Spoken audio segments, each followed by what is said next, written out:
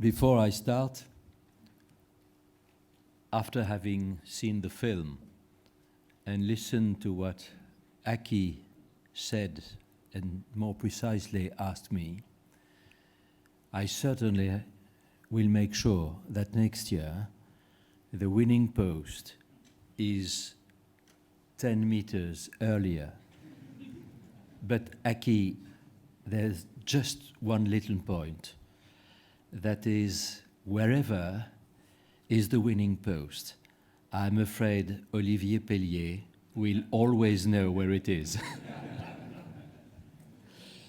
Ladies and gentlemen, it is a great honor for me to be your keynote speaker at this 46th International Conference of Racing Authorities.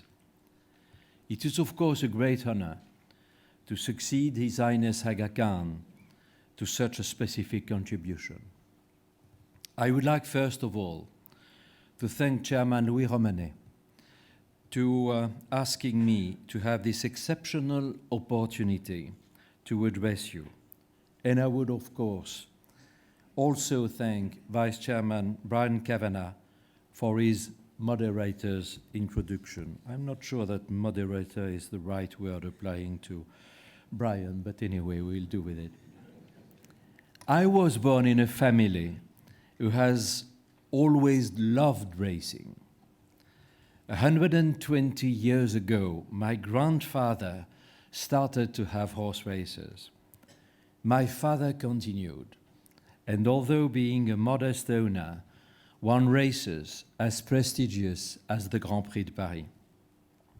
But my family has always also been involved in the organization of racing. Both my grandfather and my father were stewards. I was even told that my grandfather sometimes was giving the start and judging the arrival of some races, which I found rather difficult to try again. My father was vice chairman of 2 racing associations. Therefore, it is not surprising that I inherited my family's passion of horse racing. I started to be an owner myself some 40 years ago, and at the same time, I was already stewarding. Believe me, the time is short to come from the position of being the youngest steward at the Société d'Encouragement, France Gallop's ancestor, to what is my present position. After all these years, I would very much like to give you some of the strong points which represent my beliefs in racing. First of all, the very first point is that the key factor of the dependence of racing is the control of betting. By far, betting is the most important financial contribution to the existence of racing. When racing is at arm's length with betting operation, obviously these operators will always look for what is the most attractive contribution for themselves. This is then always a risk that racing is not their priority. On the contrary, if a betting operator is under the control of racing authorities, he will then work 100% for our sport. Such a situation enables racing to have a long-term strategy, as it gives some guarantee to the racing authorities to relatively stable revenues annually. Of course, each betting operator needs to be more efficient year after year and take into account all the new technologies which have so much transformed our life. I will not enter into the debate between pari mutuel and fixed odds. However, you will not be surprised to hear from me that my preference goes to pari-mutuel, which in many countries appears to be the soundest and also the most efficient system of betting. This is also important in terms of integrity. Nowadays, we see everywhere problems of integrity in many sports, not necessarily for the biggest events. Let me just tell you, last week, we've had a terrible row in France because there was a suspicion, and apparently more than a suspicion, that a handball match had been the occasion of very important betting for the players of one of the teams. Had it been a pari-mutuel system, as 98% of the betting was coming from the players and their families, obviously in the pari-mutuel system, all the odds would have dropped down and there would have been no benefit. Whereas in the fixed odds systems, they had, of course, a significant benefits for themselves. Now the benefit is that they are not in jail, but just about. I will certainly not say that everything is perfect in racing, but it should be better known in the public that regarding drug detection, all jurisdictions are doing expensive efforts to monitor what is always a difficult issue. Maybe can we consider to give more information relating to this aspect of our responsibilities so that everyone is well aware of the rigor of our proceedings. And we certainly must keep firm on our commitment. No medication at all. But all in all, I believe that we can be confident that what has been achieved in terms of integrity is indeed absolutely essential for all sports competition organizers. I know, of course, that because of historical reasons, or sometimes political reasons, it is not easy, by far, for racing to control betting. But if I could very simply give an advice, it would be do your best to control betting the more than you can. My second point would be the relations with political authorities. We are indeed largely a public activity with big crowds attending at least our main races. Race courses represent large spaces devoted to our sport, sometimes for a limited number of days in a year. We also have to face the fiscal pressure of taxes on betting and the necessities for governments to control the gaming activity connected with racing. Therefore, for these different reasons, it is essential to have a good relationship with governments and their assistance. Racing, of course, must never make political choices. We take governments as they are, and we must have the best possible relations with them, whatever is their political color. Sometimes we have the chance of a minister being an owner himself, but unfortunately it doesn't happen that often. I can tell you that yesterday we had at Longchamp two ministers, agriculture and budget. They were racing for the first time in their life, and they were very impressed by the importance of racing. When we went to the podium after the race to give the prizes to the winner, both of them told me, I never thought that racing was like this. They were really impressed. So it is extremely important to have the best relationship possible with political deciders. Certainly what we must do is to lobby with members of parliament, and we mustn't be afraid by the word lobby. It is absolutely necessary to have constant contacts with MPs or governmental bodies to explain to them the economical importance of racing and how the revenues linked are high. The consequences on unemployment, on export figures, deserve to be known.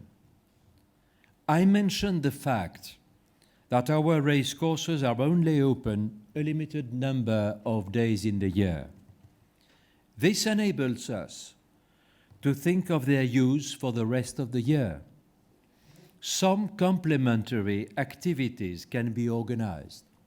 For instance, golf and racing are frequently positively linked, but other possibilities of cooperation exist. The more a race course is part of the life of the city, the best it is, including for economical reasons. And we certainly have that in mind in our project of renovation of Longchamps racecourse. My third point is the image of racing. We have to face a strong competition in both areas, gaming and sport. It is then top priority to make racing known as much as possible in the medias. Frankly, I am convinced that we could, that we should do more regarding our relationship with medias. Let us just take the example of today. You are the representatives of more than 60 different countries. It is important to have a gathering of such importance. And unfortunately, apart for the media specialized in racing, not many other medias are mentioning the work that we are doing together. And I think we should do more in that respect. Television is obviously what favors the most our sport, as the image of such splendid animals as race horses, as we have seen earlier, all fighting for victory in an important championship race, is something more spectacular that many other sports can offer. Agreements with television channels are more and more difficult to conclude, but they are a priority for us. Apart from television, there is no doubt that internet is significantly changing the habits of our publics. We need to convince younger generations of the quality and the excellence of our sport. May I here mention the fact that in a few years, the French PMU has been able to have 1/3 of its 6 million clients under the age of 35. Why? What has been possible on betting shouldn't be possible to achieve regarding the number of public present on our race courses. The same remark applies also to women, as it is essential to give them interest in racing. We must analyze the consequences of the specificity of racing by comparison with other sports. In most of the sports, the public arrives and stands still, or rather seated, during the whole match. In racing, there are 30 minutes between two events. We have to think how we can fulfill this time, except, of course, for the specialists or highly passionate people who all know very well how to use their time. For many of us, it is a difficult issue, mainly for our ordinary racing days. We must be innovative and attractive. Obviously, easier to be said than to be achieved. But research and development are not only for industrial activities. We are also concerned. And certainly in that respect, we have always to look for quality, the quality of our sport, the quality of our races. My fourth point will be the renewal of owners. As we all know, punters and owners are the two main sponsors of our sport. I will not insist about punters, as it is so obvious that betting companies must be always innovative and be managed with an objective of a strict control of expenses in order to give the maximum resources to racing. But I would more insist upon the owners. We all know that having a racehorse is expensive, and not too many people can afford such a monthly expense, without speaking, of course, of the amount spent to buy or to breed a horse. In the present difficult circumstances, which is unfortunately the case of many of our countries, as Brian was just mentioning to us earlier, I think that we must encourage access to shared ownership with the hope that the first successors will encourage new owners to go further into their involvement in racing. We must then be actively present in professional horse shows, chambers of commerce. In other words, everywhere where we have the opportunity to have people open to invest in racing, able to be interested in our sports. My final point is regarding IFSA. Over the years, in my different capacities of serving racing, I have had many occasions to work closely with IFSA, either regarding stewarding matters, betting, or more largely commercial issues. I would like to tell you that I have a very high regard for IFSA. Its members altogether represent the world of racing. This annual meeting is the unique occasion for racing authorities to meet together, to exchange informations and ideas. It is, of course, natural that regional federations are taking their place, as many jurisdictions need to study their preoccupations at a more local level. But nothing will ever replace a worldwide organization. In that respect, the present system of a chairman, helped by 3 vice chairmen, representing Americas, Asia, and Europe, is an effective construction. Its evolution, under the chairmanship of Louis Romanet, himself so highly considered by everyone in the racing world, has been constant and is going to be constant. Adaptation to the world's evolution is a necessity as long as basic principles are maintained. And of course, you understand that I fully endorse the modifications that Chairman Louis Romanet presented this morning. I think they are excellent for the future of the Federation. For us at France Gallo, it is always an honor and a pleasure to welcome you in Paris every year on this Monday following the Arc. I wish to reaffirm, on behalf of France Gallo, our firm commitment to the International Federation of Horse Racing Authorities.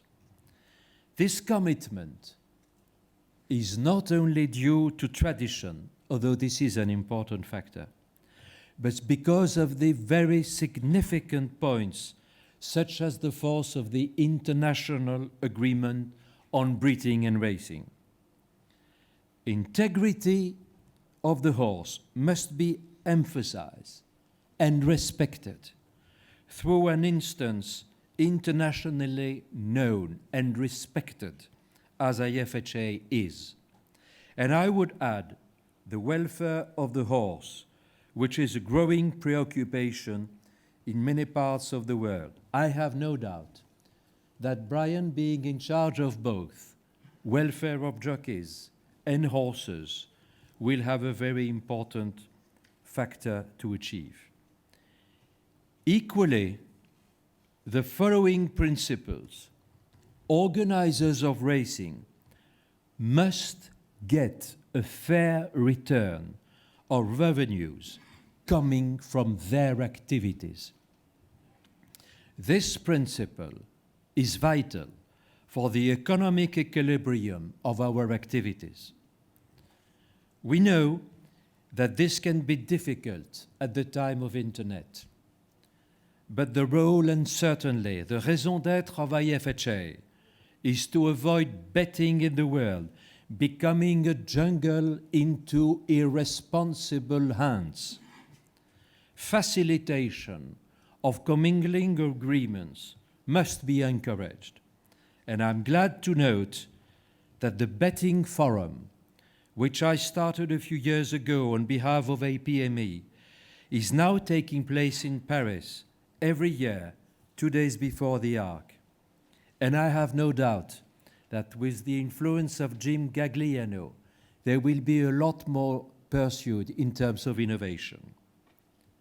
In general, we must cooperate together and avoid to take single decisions of issues of common interest without at least a preliminary consultation.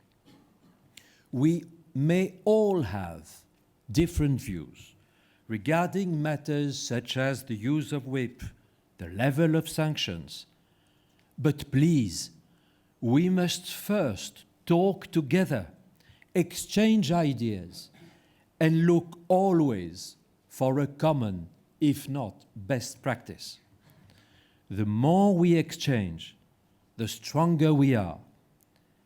And in this essential factor, I have no doubt that on the race day rules, Winfried Engelbrecht will have a very important task to achieve in the name of the Federation.